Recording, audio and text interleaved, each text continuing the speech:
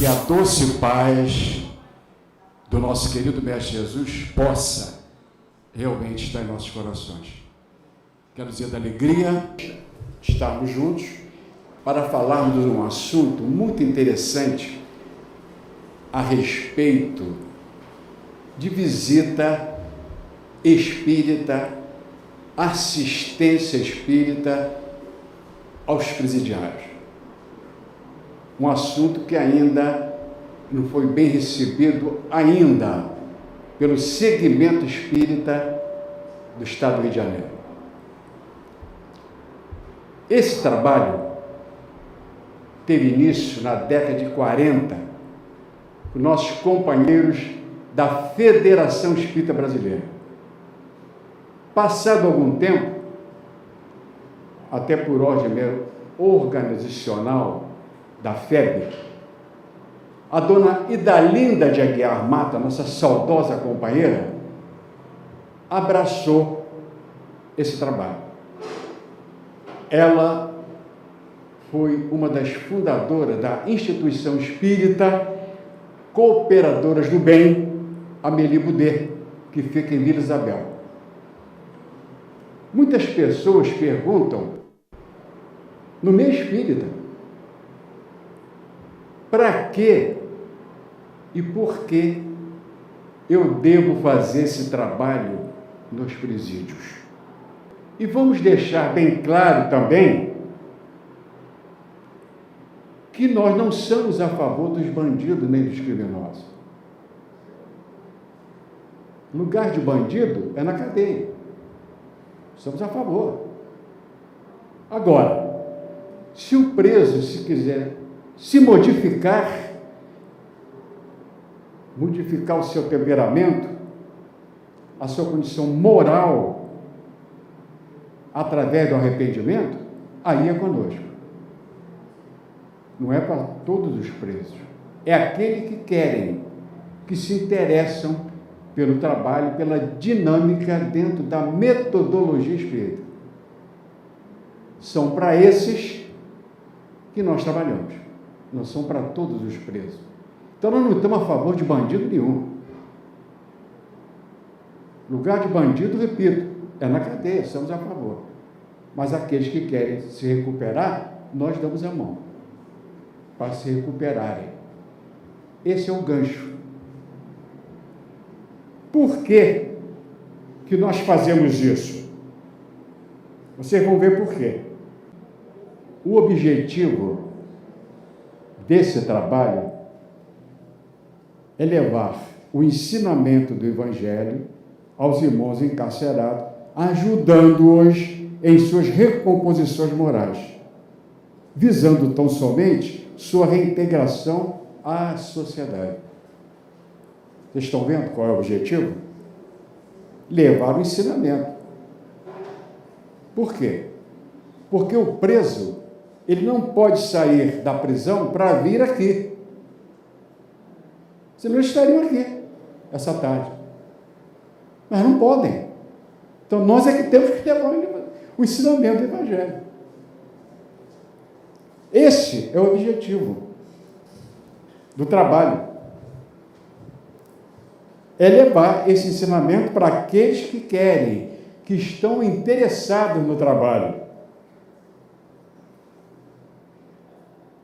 As pessoas perguntam também, tá bom, seu Longobô, mas para que eu vou perder meu tempo de ir lá levar essa palavra para esses presos? Vocês vão ver já já.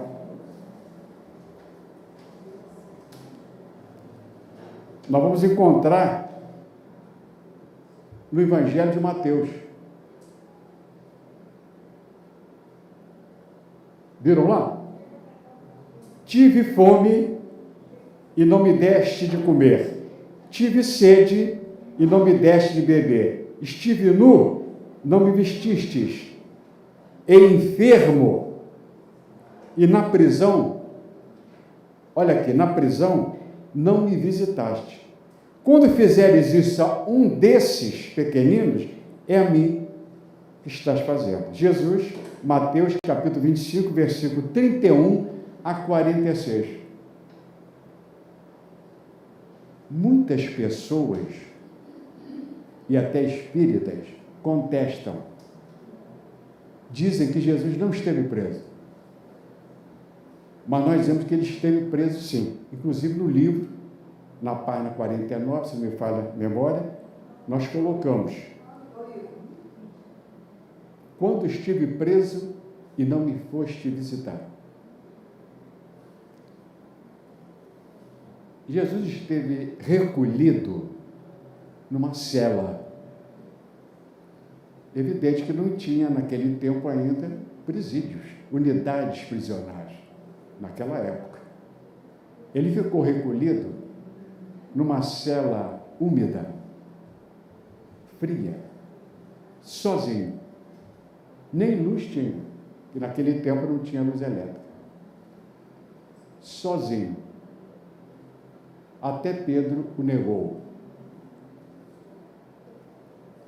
Tanto é verdade que quando Pôncio Pilatos, governador da Judéia, manda chamá-lo ao palácio, ele estava recolhido. Todos nós a conhecemos aqui, a Via Crucis, porque o nosso Mestre Jesus passou. Está na história da humanidade, nas Escrituras. Quando Pôncio Pilatos pede para que os soldados vão até a cela, abram para ele ir a palácio. Então ele estava recolhido. Veio ao palácio e ele fez aquela série de perguntas. És rei? Ele disse: não, eu não sou rei, o senhor que está dizendo. O senhor é rei dos judeus? Não. O meu reino não é daqui. E o Pôncio Pilatos não entendeu. Não, porque dizem que você quer... Eu não disse que sou rei dos judeus. Porque se meu reino fosse daqui, os meus viriam até aqui e me tirariam daqui. Pôncio Pilatos não entendeu. E se acovardou. Preferiu lavar as mãos. Porque não viu crime nenhum naquele homem, no nosso querido Mestre Jesus. Pelo contrário, ficou fascinado com aquela figura, com aquela luminosidade, daquele homem lindo, aquele olhar penetrante. Ele ficou emocionado. E disse: não vejo nada de ruim nesse homem, crime nenhum. Mas já que vocês querem que eu crucifique, eu vou lavar minhas mãos. Se acovardou. Preferiu, então, entregá-lo à sorte do gentio, naquele tempo, que preferiram soltar o bom ladrão e crucificar Jesus. Todos conhecem a história, não vamos aqui adiantar, mas por causa do tempo, até não contar essa história. Eu só quero dizer, dar ênfase, para dizer que ele esteve recolhido, ele esteve preso. E outra coisa, ele foi crucificado entre dois ladrões. Dois presidiários também. E recebeu a visita de duas pessoas, quando estava recolhido. Duas mulheres. Maria, evidente, né? A sua mãe. Marta, a sua prima. Duas mulheres. Porque os outros discípulos desapareceram. Se esconderam. Essas duas mulheres foram até o centurião e disse: Maria queria ver. Eles não quiseram deixá-lo. Ele: não, ele é o filho. Eu tenho direito de vê-lo. E ver se ele está precisando de água, pelo menos água. E ela conseguiu. Então estava ali iniciado a assistência espírita ao preso do planeta. Naquele dia. Duas mulheres. Estava iniciado, então, o trabalho de assistência espírita ao preso do planeta. Foi iniciado ali com essas duas mulheres corajosas que foram ver a Jesus e perguntou o que ele estava precisando no momento. Levar algum material de higiene, água para ele, que os outros o abandonaram. Então fica aqui registrado. Ele esteve recolhido numa cela.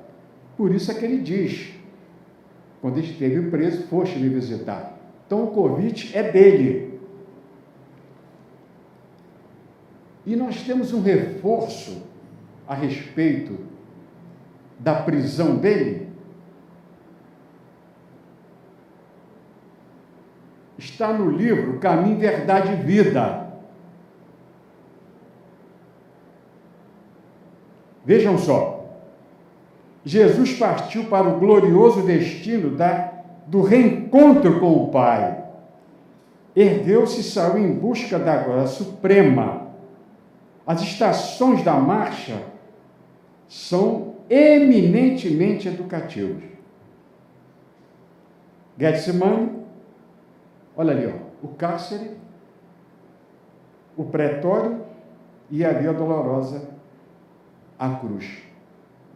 Livro Caminho, Verdade e Vida, Emmanuel, página 184, 19ª edição, Federação Espírita Brasileira, psicografia Chico Xavier.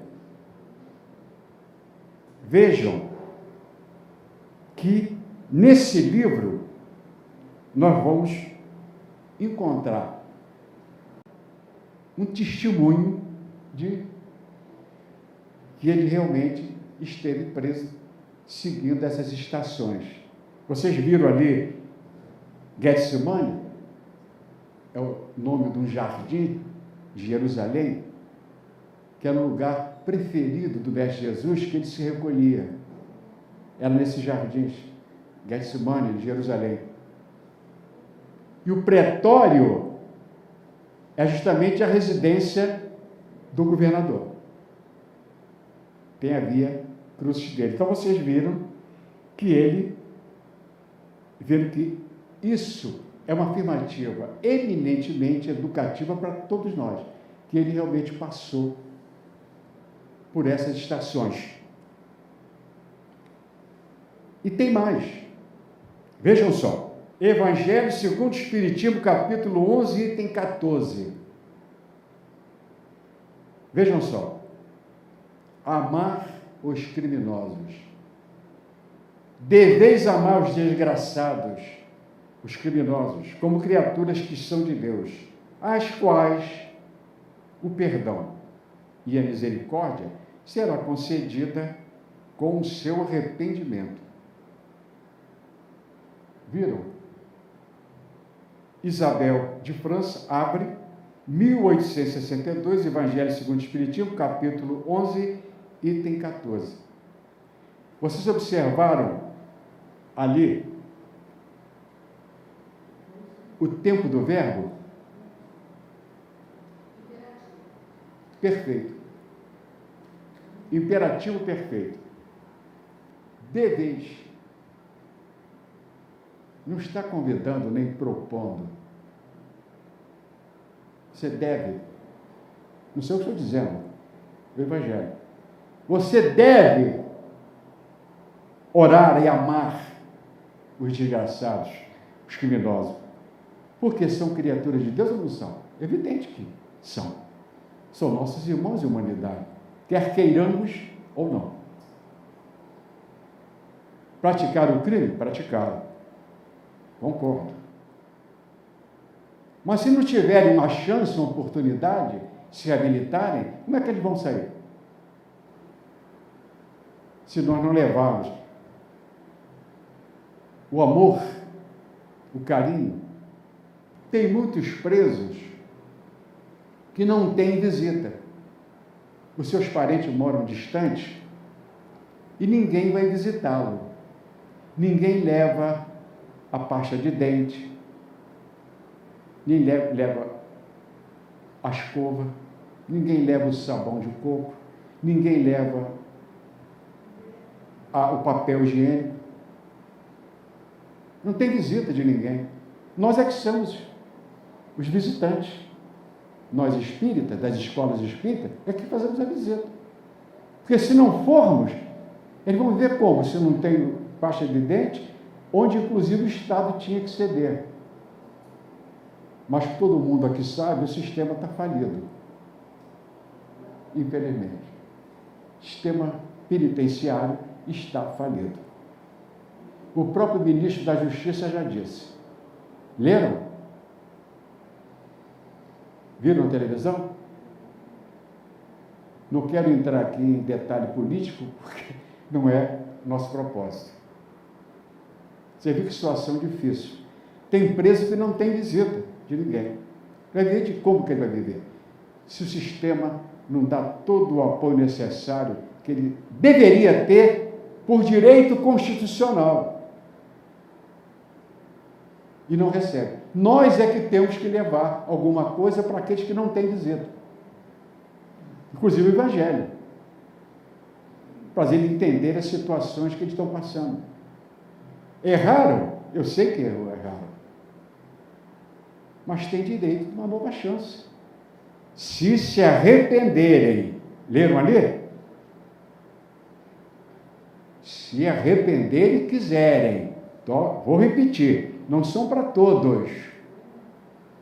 Chegar no presídio e dizer, um oba-oba, os presidiários, venham comigo, vocês estão salvos pelo Espiritismo. Não. Não é assim que a banda toca.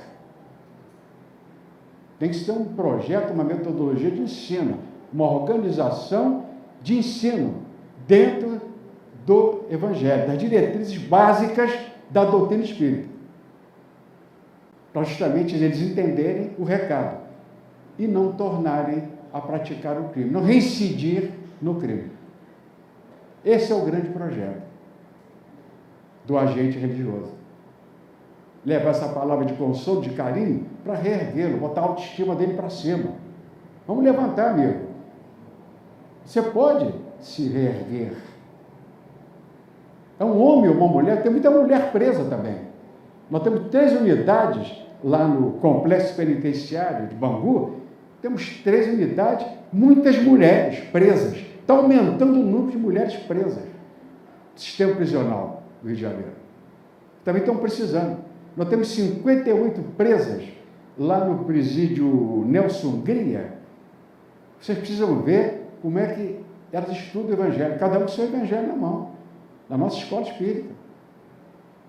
Todas ali interessadíssimas no estudo. Já entenderam o recado, que tem que se modificar. Cumprir a pena e não voltar para a cadeia. Esse é o grande projeto. E a receptividade? Boa, muito grande, elas aceitam e reclamam até quando não vai, quando algum problema que houve. Fico contando nos dedos o dia da visita. Essas 58 contingentes de... Universo aí de... são 600 e quebrado, quase 700. Que vão assiduamente, fora as outras que vão esporadicamente. Vão também. De quê?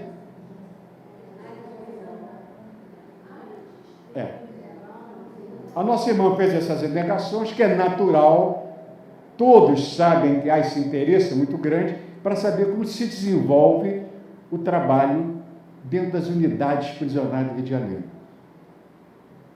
Nós vamos ver que até Narcisa, a grande benfeitora Nosso Lar, também se manifestou a respeito. Quem lê o livro Nosso Lar vai lembrar da Narcisa. Perdoar os criminosos. Vejam só.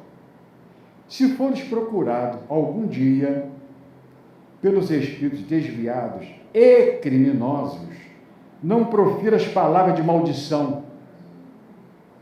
Anima, eleva, desperta sem ferir os que ainda dormem na ignorância. Assinado, olha ali, ó, Narcisa. Livro Os Mensageiros, André Luiz, página 272, psicografia Chico Xavier, edição FEB. É um convite. Se fores procurado algum dia, não tem que perguntar. Tem que trabalhar. E vocês hoje estão sendo procurados. Hoje. 16 de fevereiro de 2013. Vocês estão sendo procurados, aqueles que puderem e quiserem. Não são obrigados. Mas pensem e analisem.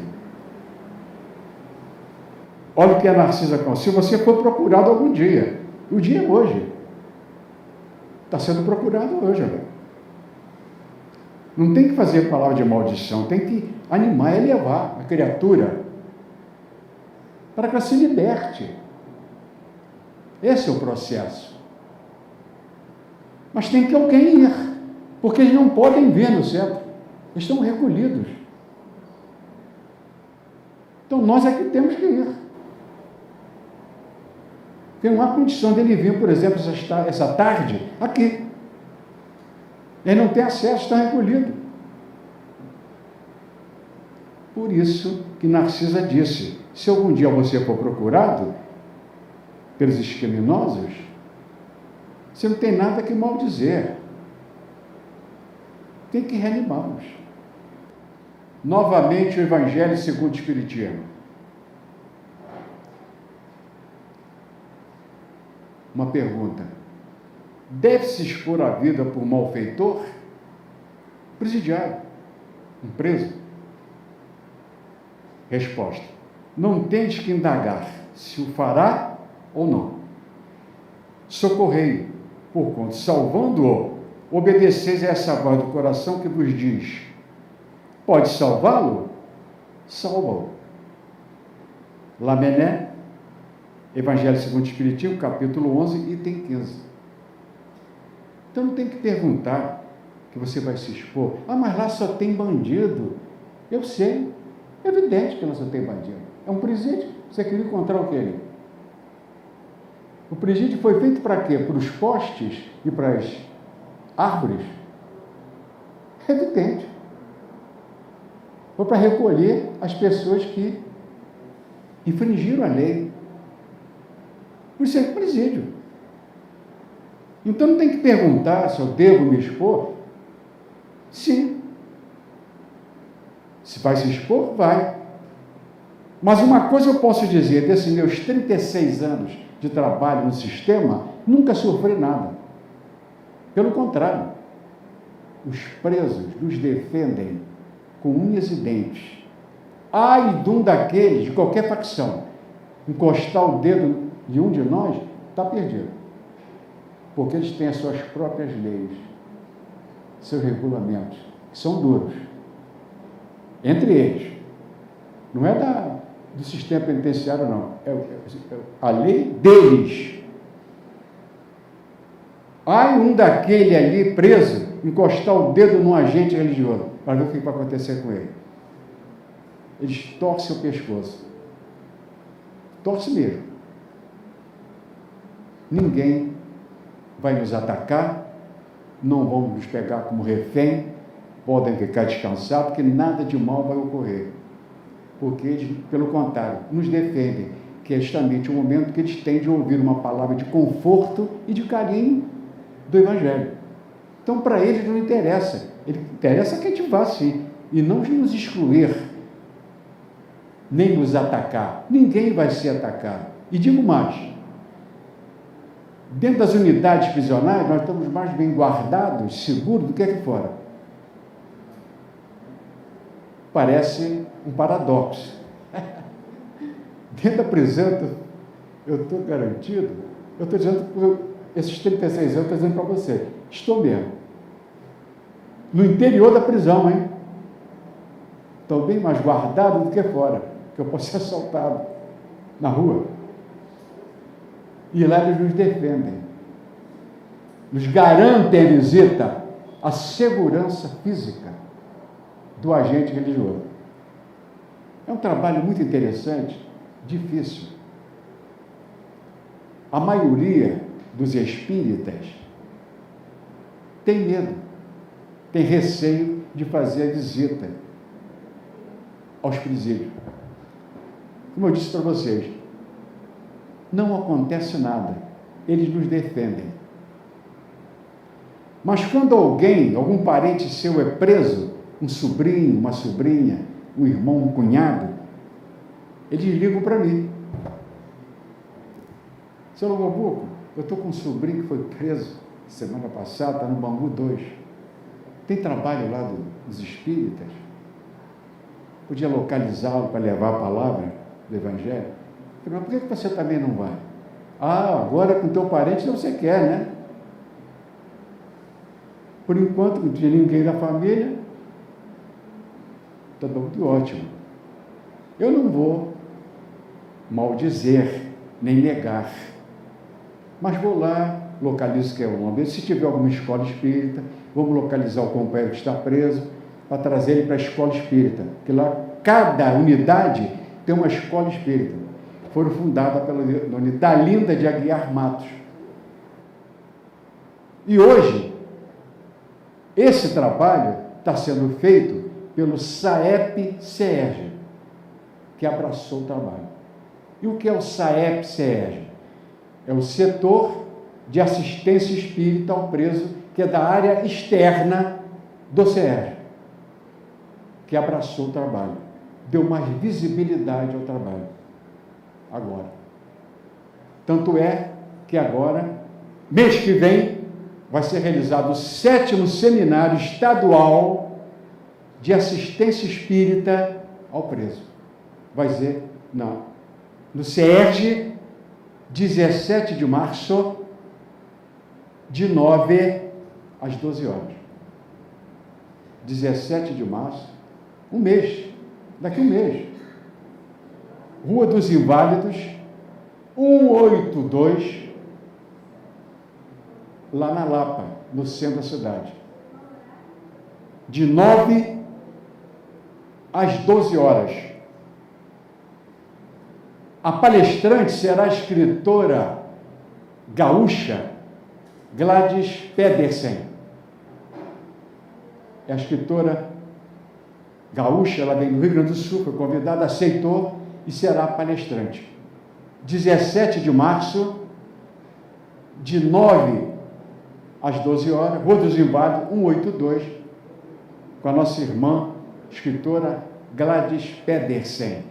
Essa que vai ser expositora. Então, agora, o SAEP abraçou o serviço e deu amplitude ao trabalho para todos os conselhos espíritas de unificação do Grande Rio. Tomaram conhecimento através dos hereus.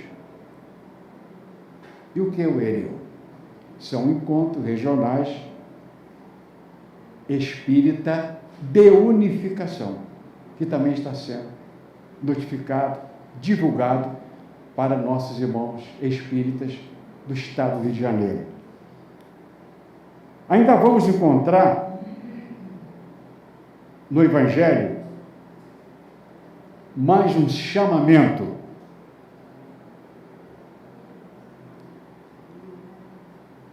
Continua o Evangelho. Recusar preces aos criminosos é faltar com a caridade e desconhecer a misericórdia de Deus. Julgá-los inúteis quando um homem haja praticado tal ou tal erro é prejulgar a justiça do Altíssimo. Evangelho segundo o Espiritismo, capítulo 28, item 69. Ninguém tem o direito de julgar. Não tem ninguém puro. Aliás, só passou um por aqui que todo mundo sabe quem foi. Foi o nosso querido Mestre Jesus. Todos nós somos espíritos imperfeitos. Inclusive, todos nós somos infratores. Mas como infratores? Por exemplo, ouviram falar no GatoNet? GatoNet é crime.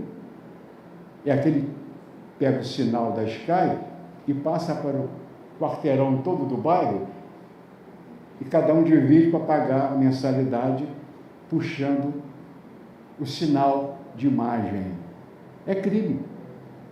Se a Polícia Federal chegar, vai levar todo mundo, inclusive o que está com o sinal. pegou o sinal da Sky ou da NET. Se a Polícia Federal chegar, vai em cana. Mas me disseram assim, mas logbook, isso aí é tão banal. Pô, todo mundo tem agora, eu sei. Mas é crime. Quer dizer que analisou, então, pode puxar o sinal de quem quiser, que está tudo certo. Isso é crime. Sonegar impostos é crime, previsto em lei. Vocês sabiam que jogar no bicho é contravenção penal? Fazer a fezinha.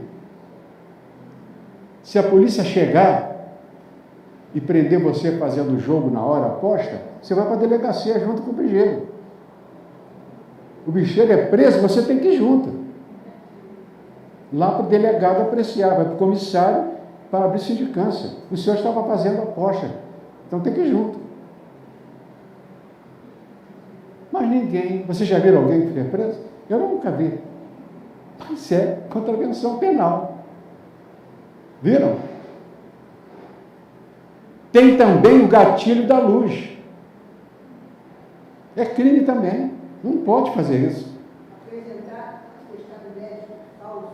É crime. No trabalho, para justificar uma falta que não tem nada a ver com. Também é crime. Não pode fazer isso. Fora a água, o hidrômetro, que também puxam.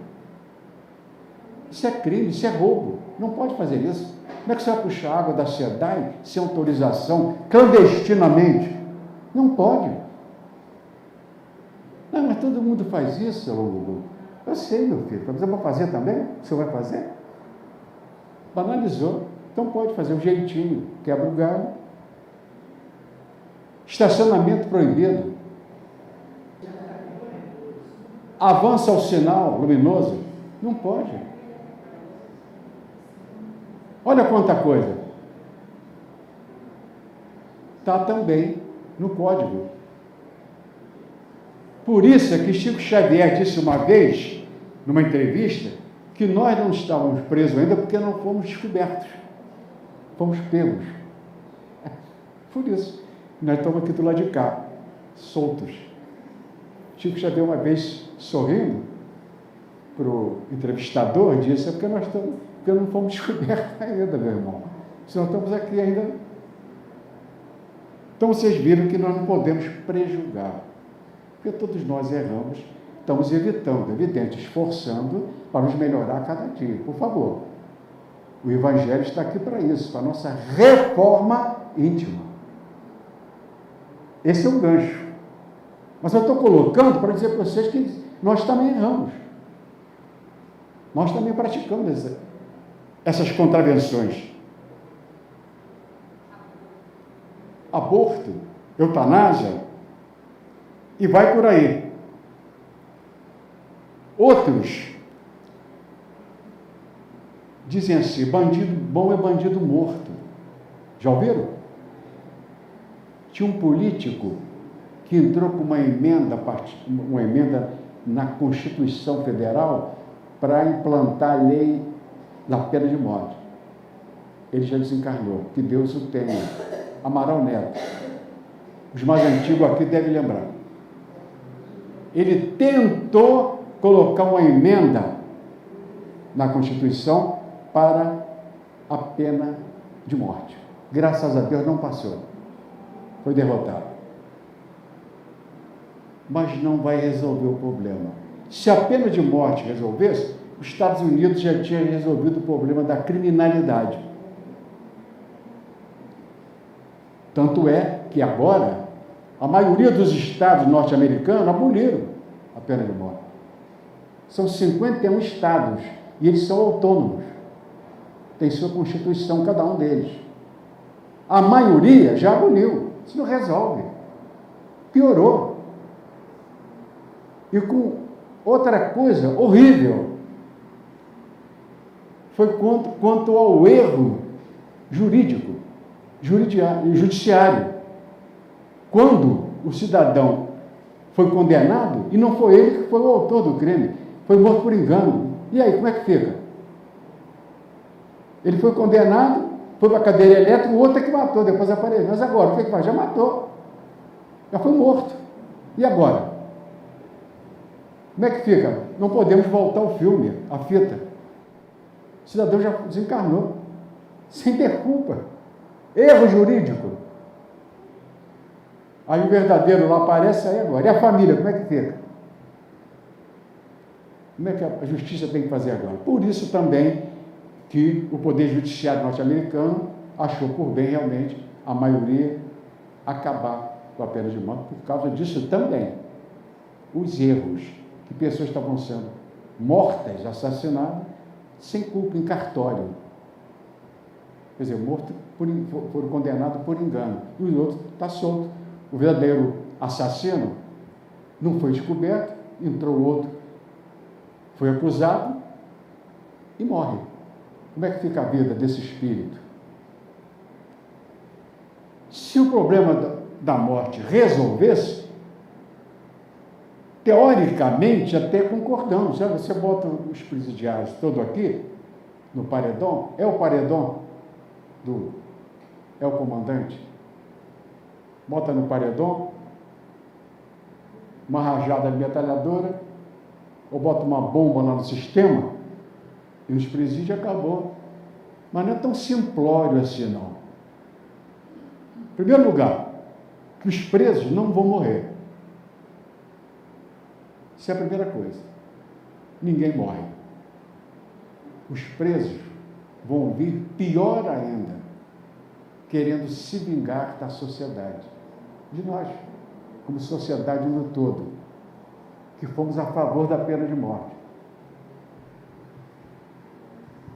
Então eles vêm, através de um processo obsessivo, coletivo, para se vingar de nós, que aprovamos a lei. Porque o espírito não morre. Ele vai voltar pior do que ele era, que nós tiramos a vida dele. É complicada a coisa, que as pessoas não entendem, pensando que matando está resolvendo o problema. Não está. Pior, agrava o problema. Porque os espíritos querem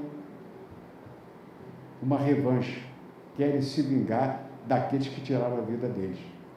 Então não é matando que se vai resolver o problema. O problema é difícil. A despesa no sistema penitenciário é muito grande por cada preso.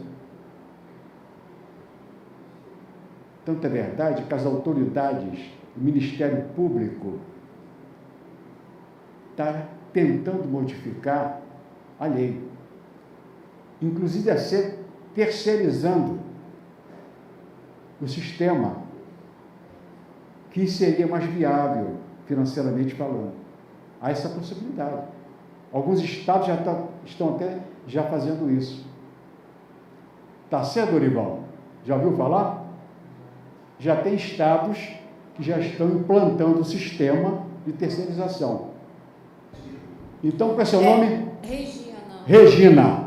Não, primeiro que essa questão ela tem que ser discutida em nível nacional, porque são leis federais de sangria dos recursos do erário, né, dos recursos que são de todos, né, do Estado. Quando eu digo Estado, o Estado federal, né, a União. Então, isso não é a melhor saída. Acredito eu, embora eu não conheça o sistema a fundo, que a melhor maneira é rever essa questão, mas não deixar sair da mão do Estado. Tá bem. Vamos ouvir o nosso irmão Dorival, esse processo que está sendo iniciado aqui no Rio de Janeiro. Realmente, eles estão querendo terceirizar os presídios, tirar da mão do Estado. Mas acontece que no Estado é homens que são os guardas ali.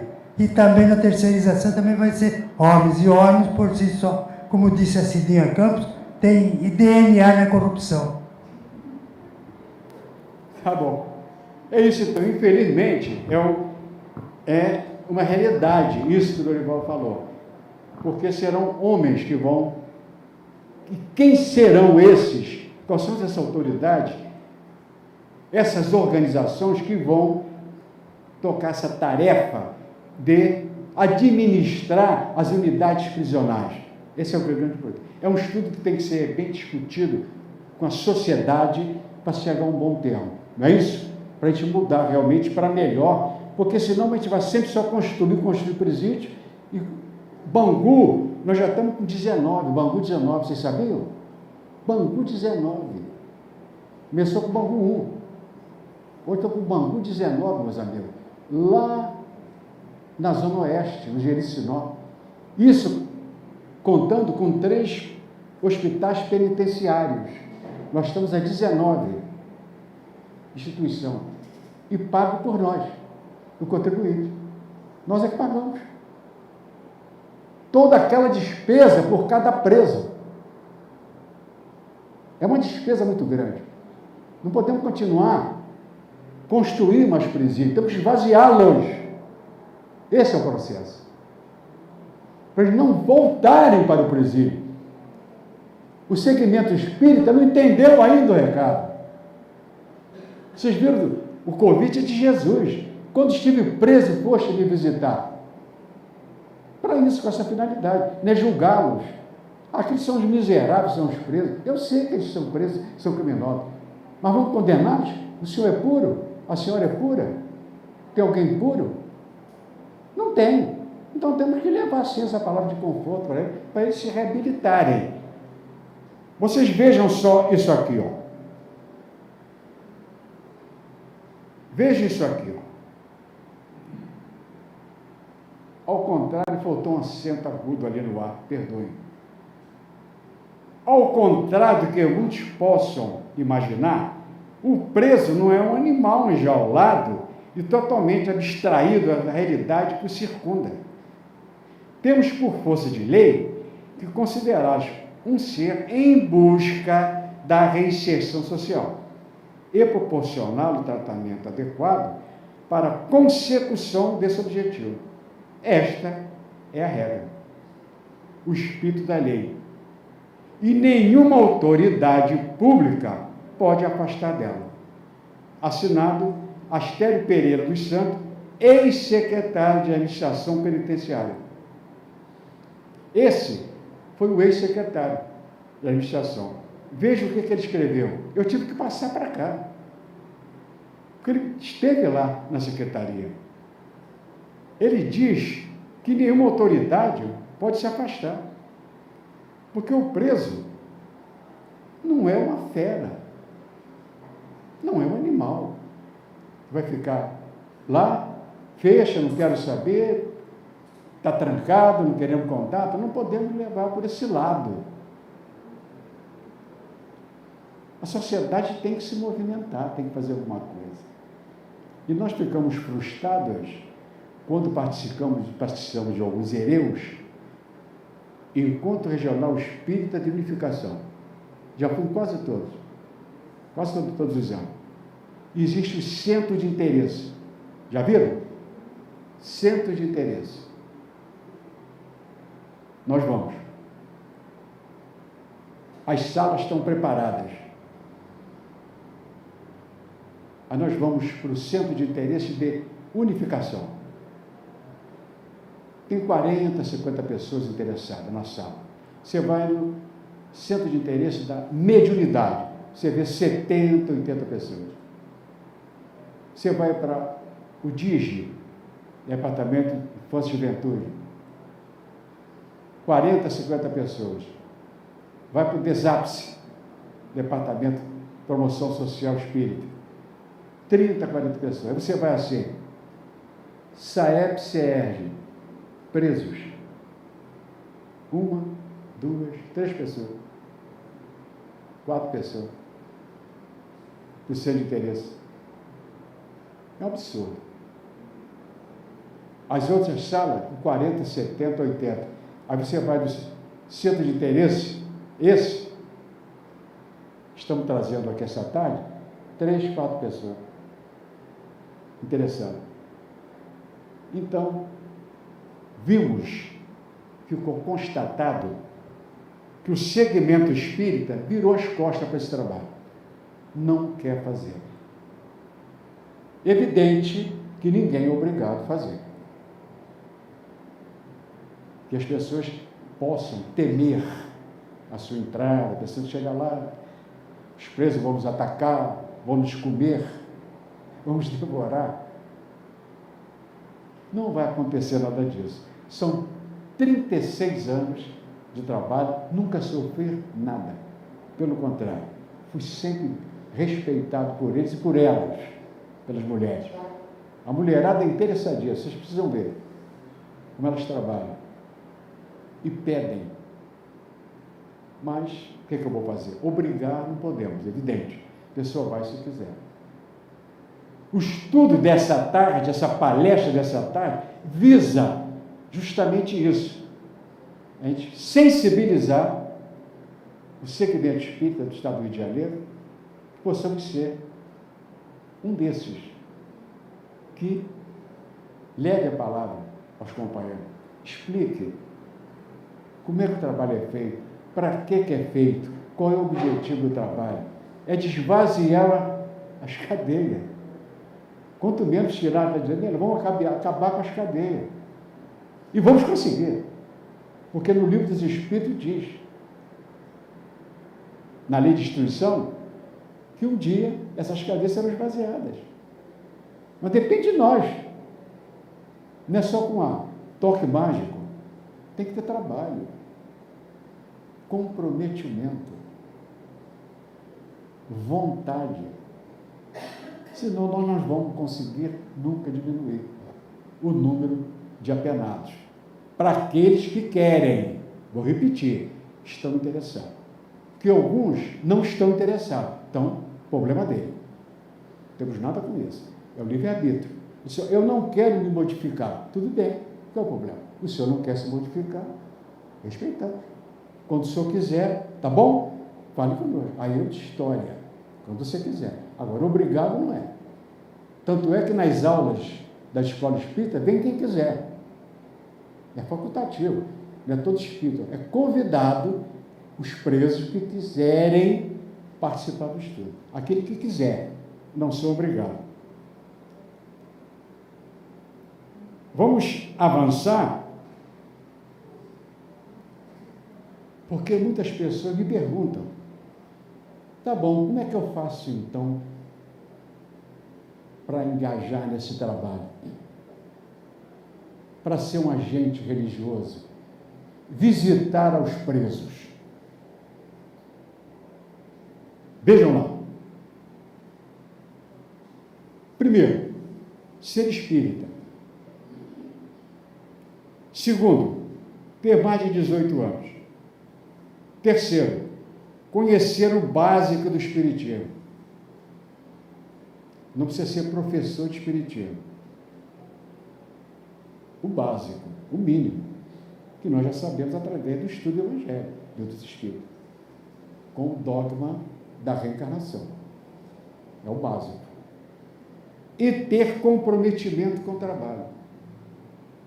Esse é o grande problema. Se comprometer. Se quiser, tem que trabalhar. Ser assíduo, ser pontual, pronto para servir. Não ao Saep, nem a Quilombobu, a Jesus. Porque o convite é dele. Vocês viram da pouco, está no Evangelho? O convite é direto. Quando estive preso, foste me visitar. Ficou abandonado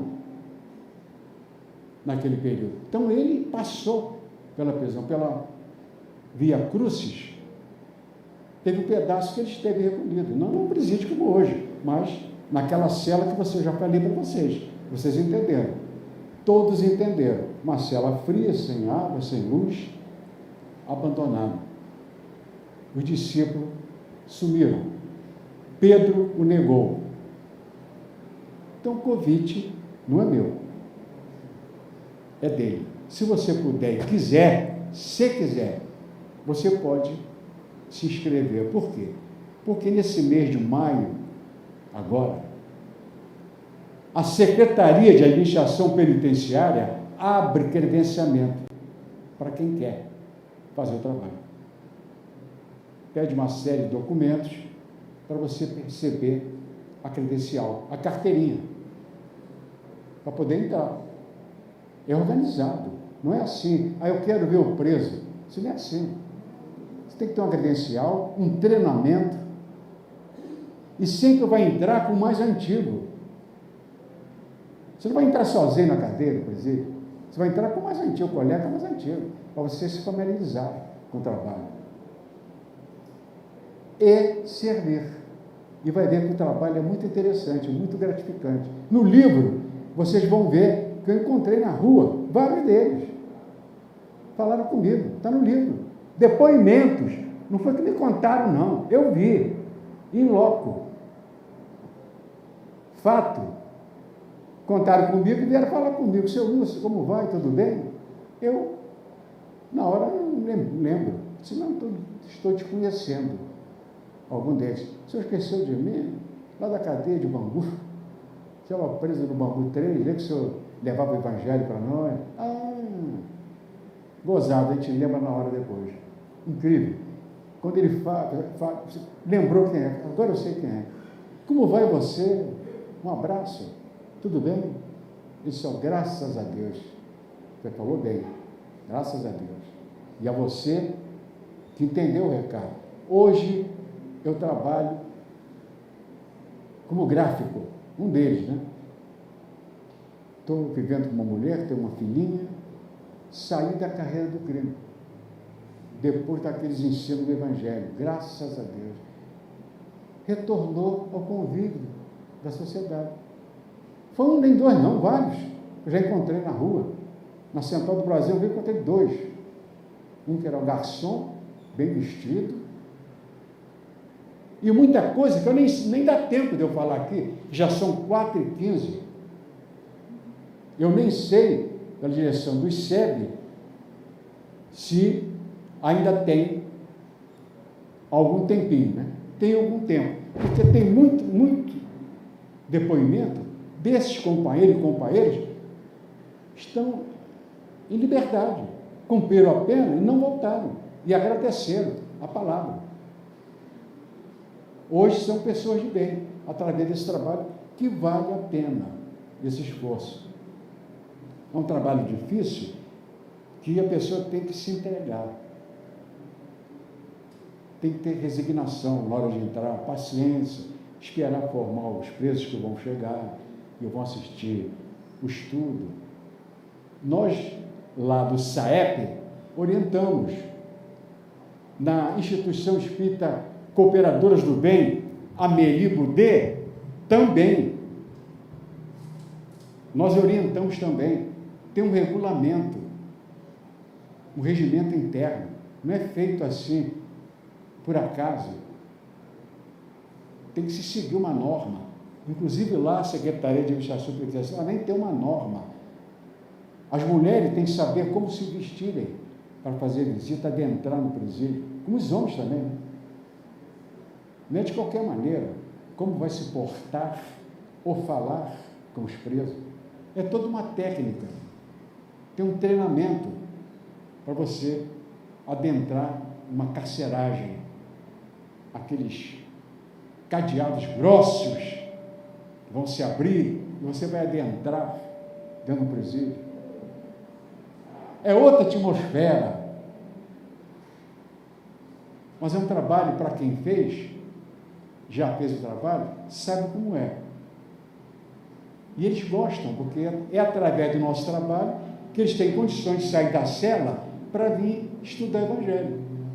É oportunidade. E receber a pasta de dente, o sabonete, roupa, até roupa. Chinelo de dedo. Não tem chinelo. Nós é que temos que levar o chinelo para eles. Não tem visita de ninguém. Como é que ele vai usar? O chinelo acabou, gastou, vai ficar descalço? Alguém tem que levar alguma coisa para ele. O sabonete, o sabão. Não podemos criticar o Estado. E não estamos aqui para isso. Por favor. Não podemos criticar. O Estado é uma coisa, a doutrina é outra. Porque a nossa função qual é? É levar a palavra de conforto. Levar a palavra espiritual para eles. E não de discutir o sistema. a organização estatal. A nossa função é levar a palavra.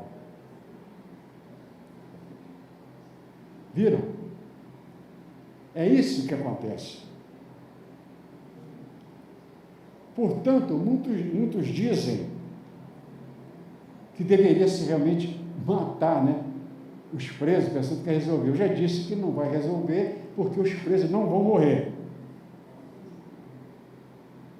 E muitos ainda dizem assim: seu Nambuco, o senhor não sai de casa para ir visitar esses bandidos, esses criminosos, perder seu tempo, sair de Bangu, deixar sua família, para visitar esses homens, essas feras.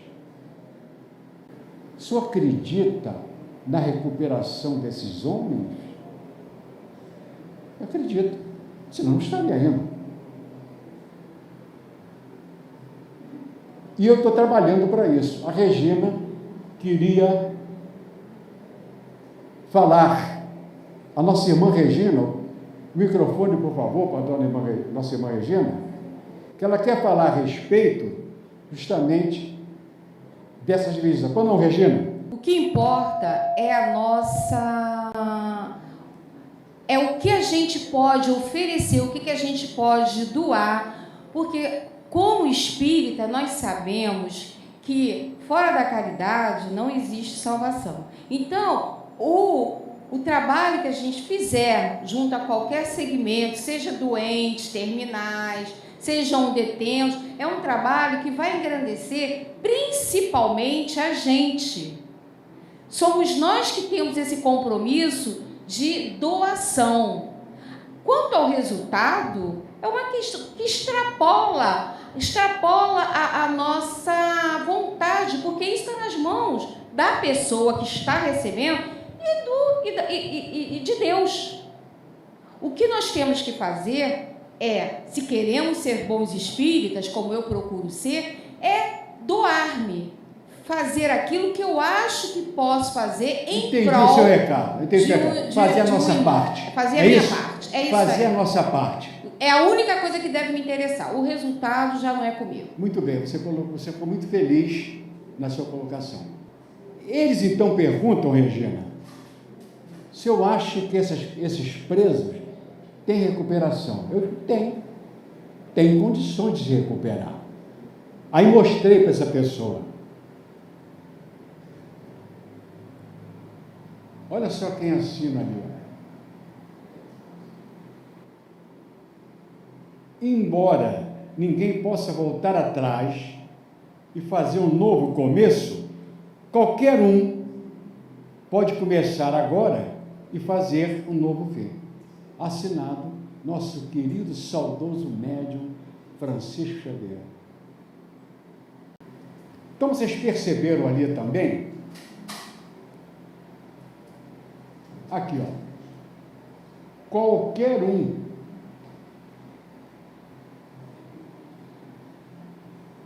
o preso está incluído aqui ou não? Qualquer um. Qualquer pessoa. Inclusive o preso. Eu não quero saber o que ele fez atrás aqui. Por quê? Porque o crime já foi praticado. Ele já foi condenado. É virar a página. Ele já foi condenado. Não temos nada que crucificá-lo. Mas ele pode começar agora e fazer um novo fim. Esse é o processo. Que nós estamos nessa tarde mostrando para os queridos irmãos e irmãs que é assim essa possibilidade. Aí tem recuperação, sim. Não sei o que estou dizendo. Qualquer um.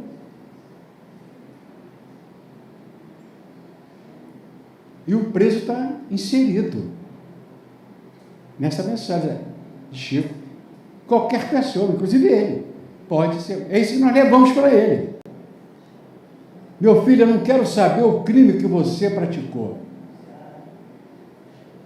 Não me interessa o que o senhor fez ontem. Eu quero saber hoje. Hoje. 16 de fevereiro e amanhã 17 e 18. Eu não quero saber o que o senhor fez ontem. Isso é problema seu. Não me interessa. Aliás, é uma técnica até. Nós nunca perguntamos ao preso o que ele fez. Falta de respeito até, de consideração para com ele. Veja só, com o preso, hein? Nunca se pergunta. Por que o senhor está aqui, meu filho? Qual foi o crime que a senhora praticou? É uma maldade até, uma pergunta cruel. Não se pergunta, é uma tática. Eles até depois dizem. De acordo com o estudo, depois eles vão se abrindo. Tem casos, vocês vão ver no livro que eu coloquei, eles se abrem. Eu fiz isso, estou arrependido, fiz aquilo outro. Eles mesmos dizem o que é que fez. E se arrependem. Eu não quero saber o que o senhor fez ontem. Eu quero saber a partir de hoje, sábado, 16 de fevereiro. Por isso que você pode fazer um novo fim. Claro. Virei a página. Ontem foi sexta-feira, meu amigo. Já foi. Eu nem sei o que eu fiz ontem. Já até esqueci. Eu nem sei o que eu almocei ontem. Já foi sexta-feira. Dia 15. Vocês já viram alguma vez algum córrego, a água do córrego voltar? Você fica na ponte e o córrego ininterrupto. Você não vê ele fazer a volta e voltar. Nunca. Ele segue a rota. Vai desaguar em outro afluente. Mas ele não faz a volta e retorna. Não tem como. É o caminho. Aquela água que você viu passar ali, você não vai ver mais. Porque já foi. É a mesma coisa. Bola para frente. Levantar estímulo. Seu amigo, esquece. Não volte a praticá-lo. Ah, bom.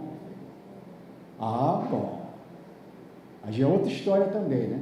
Por isso que sempre Jesus dizia: vá, a tua fé te curou, mas não voltes a pecar. Tinha depois o remate, né? Vá, a tua fé te curou, vírgula, mas não volte a pecar. Não voltes a errar. Pronto, está fechado. É isso aqui, ó. Fechou. Você fez um trato contigo mesmo, que você vai agora, a partir de agora, fazer um novo fim, porque eu quero. Eu não quero mais fazer o que eu fazia e praticava, os vícios, os erros, a partir de sábado, dia 16. Acabou o problema, porque eu quero. Você quer, nós queremos, então não vai errar novamente, vai fazer um novo fim bom, vamos chegar ao bom termo, através do quê? Dos amigos espirituais, evidente, nossos protetores, cada um tem o seu guia espiritual, o anjo de guarda. Quando nós estamos nesses propósitos, vamos se abrir essas portas largas, para a gente realmente caminhar e crescer espiritualmente, galgar os degraus do progresso espiritual, através dessa recuperação, da mudança de cada um de nós, da reforma íntima. Por isso ela é íntima. A reforma é íntima. Você tem que se reformar. Eu sou o primeiro que estou aqui na frente. Né? Eu aqui sou o primeiro. Tenho que me reformar. Como é que eu vou reformar o outro se eu não me reformei? Como é que eu vou julgar o meu irmão que está preso lá em Bangu se eu também pratico contravenções? Eu mesmo aqui que estou falando. Às vezes eu estacionando em lugar proibido. Eu aqui, o Wilson Bangu, às vezes eu coloco. Avanço de sinal. Já avançou o sinal. Aí depois chega em casa, chega do Detran, papelzinho do Detran. No dia tal horário, avanço de sinal na rua tal. Avanço também na quilometragem. São pequenas contravenções que também pesam, que nós também temos que nos melhorá-los. Modificar, essa que é a palavra. Por isso que essa mensagem de recuperação é para todos nós. Nós podemos sim, a partir de hoje. Eu não quero saber do dia de ontem. E além disso tudo, o preso ainda tem isso aqui, ó. Vejam só esse artigo. Artigo 10 da Lei da Execução Penal, número 7.210, de 11 de julho de 1984, diz: a assistência ao preso e ao internado é dever do Estado, objetivando prevenir o crime e orientar o apenado para o seu retorno à convivência em sociedade. Ah, bom. Está na lei. Olha lá. Está na LEP. Artigo 10. Viu, Dorival? Artigo 10, olha lá. É dever do Estado dessas condições. Inclusive, prevenir o crime e orientá-lo. Alguns presídios já existem escolas, primeiro grau e até do ensino médio. Já tem alguns, graças a Deus está melhorando a coisa. Já tem escolas fazendo alfabetização. Porque a maioria dos presos são pretos e analfabetos. Observem. Negros e analfabetos. Ou semi-analfabetos. Existem prisões especiais também, que é o Bangu 8, que são presos de nível universitário. Também tem. Nós temos também escolas lá, funcionando. Bangu 8. Presídio Petrolino de Oliveira. Também funciona nesses termos. Então, temos que adequar o ensino em nível de cada apenado, dentro daquele universo. Levar o evangelho dentro daquelas possibilidades que possam entender, alcançar. Mas aqueles que têm um nível universitário, já podemos levar uma nova pedagogia para que eles alcancem melhor. Viram como é que eu trabalho? É organizado, para levar esse conforto para ele, para tirar, esvaziar as cadeias. Não é botar mais preso, não. Chega de botar preso, chega de construir presídio. Vocês sabem quanto custa fazer um presídio? É 200, 300 milhões de reais para você construir um presídio. Paga por nós, contribuintes. Estão fazendo presídios federais e tudo, mas porque não tem mais vaga. Está aumentando a população carcerária. Não pode. Temos que diminuir. Orientar o ser humano, o homem, a mulher, através da educação moral. Não tem outra. Está no Livro dos Espíritos. O senhor Allan Kardec é que diz. Não tem outra. A única saída, educação moral. Não vai ser preciso mais construir presídios. Os presídios vão virar museus. Daqui a 300, 400, 500 anos, aquele complexo vão virar escolas, vão virar universidades. Nós vamos fazer uma colocação aqui, que muitos espíritas confundem a situação do auxílio reclusão. Eu, inclusive, recebi muitos e-mails malcriados de alguns companheiros espíritas, dizendo, mas agora, seu Longoburgo, os presos estão recebendo ordenado? Que negócio é esse? Eu não estou entendendo. Pagando preso, auxílio reclusão? Que negócio é esse? Então, eu respondo os e-mails explicando para eles o que ocorre realmente. Que é justamente isso que vocês estão vendo aqui.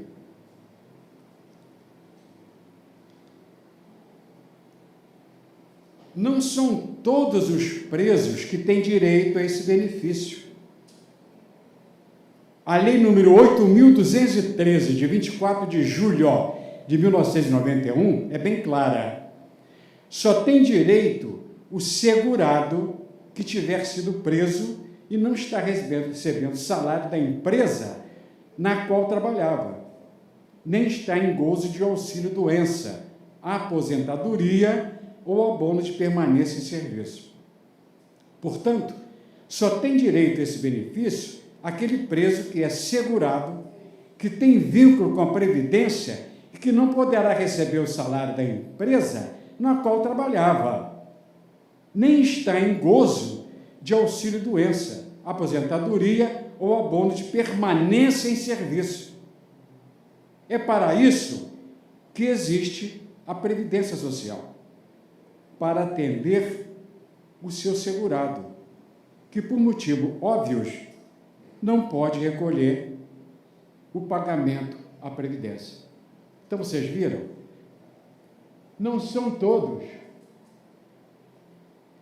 São só aqueles presos que têm vínculo com a Previdência, que ele recolhe a Previdência Social. Ele estava trabalhando, recolhia, foi preso. Mas ele não segurava.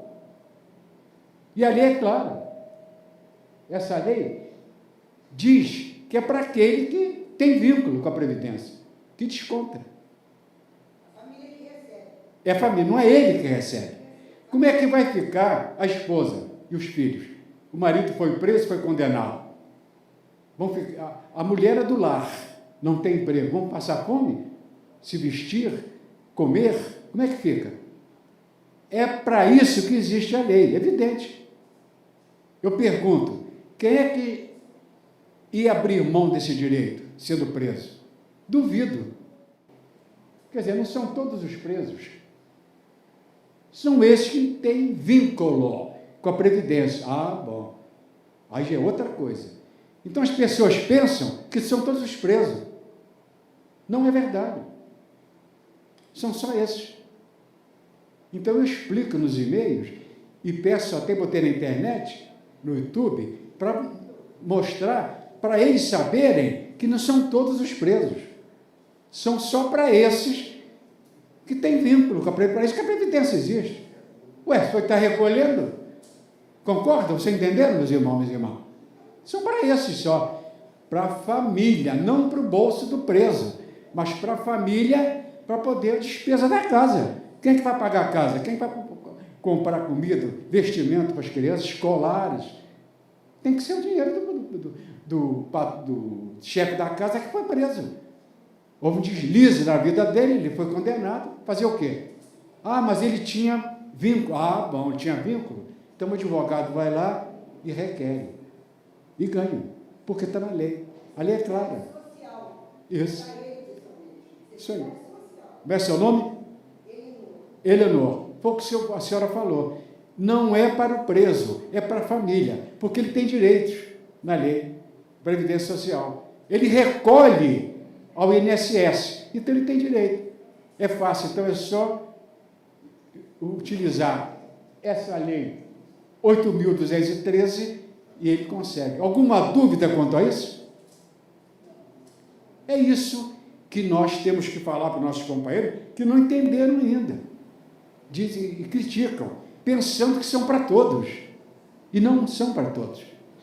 São só para esses que realmente têm vínculo, que descontam há tantos anos o NPS. Então ele ficou sem condições de descontar, de recolher, de receber, porque está preso. Óbvio. Como é que ele vai receber se ele for condenado? Então, a esposa vai e ela vai receber o auxílio reclusão. Dito isso, nós podemos agora passar para as perguntas dos nossos queridos irmãos e irmãs, dentro das possibilidades, se soubermos, será uma honra, um prazer responder. A primeira pergunta que eu queria fazer é com relação, a gente falou aqui dos presos. A gente entende, para estar detido numa instituição dessa, são todos maiores de idade, né? De 18 anos para cima. Agora eu pergunto, como é que está o atendimento com relação a isso, a levar o Evangelho, nas instituições que abrigam, onde estão internados, digamos assim, os que são menores de idade, abaixo de 17 anos, tem esse tipo de atendimento também? Tem também, tem. Tem uma instituição lá na Ilha do Governador. Você veria, uma instituição espírita, irmão Demétrio, que faz esse trabalho com os jovens em conflitos com a lei. Já existe. Mas, por enquanto, o trabalho está muito pequeno, porque não tem quase voluntários. Tem que ter, vamos chegar novamente, não tem voluntários para ir levar a palavra do Evangelho para aqueles jovens em conflito com a lei. Mas já existe. E existe o DEGASE, que é também uma instituição da Secretaria de Administração Penitenciária, que regula isso também, que foge à minha alçada, porque a nossa são só presos adultos. Tem outro setor que está, inclusive, entrando junto com o SAEP, que é a área externa do CERJ, para abranger também esse serviço. Tem um estatuto também, e ele está sendo discutido. Esse estatuto não pode ser como está sendo feito, não.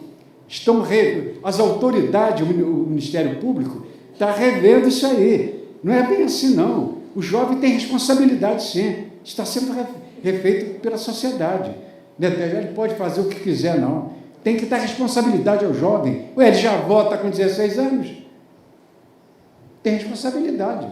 Então não pode ser, viu? Já está sendo refeito. Isso aí, as autoridades estão revendo, as autoridades judiciárias, nesse campo da menoridade, estão revendo. Minha pergunta é: a razão maior, o mote maior, a motivação maior do trabalhador para superar o temor de ingressar costumeira, frequentemente, inclusive, numa casa de detenção para levar o Evangelho. Aquele temor é natural, perfeitamente compreensível, mas deve também, natural e compreensivelmente, ser superado. Qual o mote maior? O que deve mais energicamente resgatar o trabalhador de seu íntimo para encetar uma tal atividade? Desses 36 anos vividos no sistema penitenciário, eu aprendi, porque os presos, eles nos respeitam. Lá dentro, como eu disse para você, a gente se sente mais seguro do que aqui fora. Porque eles, os presos, têm os seus regulamentos próprios, as suas leis. Dentre eles, nas facções, eles mesmos têm suas leis. E ai daquele que realmente queira mexer ou tocar num agente religioso. Vão se ver com ele, porque eles torcem o pescoço mesmo. Vão se ver com ele. Então não há que temer. Se a pessoa quiser fazer o trabalho, vai com aquela vontade sincera de servir, como disse a Regina. Eu faço o meu papel. Levei a palavra de conforto para o apenado. Mostrei o caminho das pedras para ele. Se ele quer, se ele aceitar, fiz a minha parte. Fui visitar, levar o carinho. Como fez aquela mulher, que até na televisão deu, né? O preso que assassinou o filho dela, ela passou a visitá-lo. O assassino. Ela passou a visitá-lo. O assassino ficou com a orelha em pé. Disse: essa mulher está me visitando por quê? Eu matei o filho dela. Ele ficou desconfiado, né? De amá-lo, ela disse que amava como fosse o próprio filho, embora ele tinha matado o filho dela, de sangue. O preso ficou até com medo quando ela levava alguma coisa para ele, bolo ou doce. Ele nem comia porque pensou que tinha veneno. Ele depois disse, ele pensou que tinha veneno no bolo, pensando que ela tinha levado o bolo para ele para matá-lo. Porque ele não acreditava, né? Que a mulher levando uma palavra de amor, de conforto para o assassino do filho dela. Então, o preso não entendeu. Depois é que ele foi ver que era verdadeiro o amor dela, do perdão dela, era puro, era de coração. E aceitou, e ela passou a fazer a visita, a levar as coisas que ele precisava, e adotou como filho, né? Perdoou, ele também pediu perdão para ela, foi um ato impensado, e pronto, resolveu o problema. Então, nós temos que fazer o mesmo. Qual o meu trabalho? Qual é o objetivo? É levar a palavra de conforto ao apenado. Pronto, estou pronto. Que dia que tem que ir? Dia tal hora. Entrei. Os presos estão reunidos. É igual aqui. Página preparatória, prece, abre o Evangelho. Muitos têm um trabalho seguido, né, do Evangelho. Abre, olhou, comentou junto com eles. Eles acompanhando com o Evangelho. Acompanhou, entenderam, prece final, até a próxima semana, volto para casa, e você que levanta o meu papel é esse. Não me interessa o que ele fez ontem, o crime que ele praticou, eu não quero saber o que ele fez ontem, quero saber hoje, como eu disse. dia 16 de fevereiro, hoje.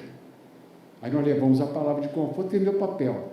Eu não quero saber o que ele fez ou deixou de fazer. Fiz a minha parte. Fui lá.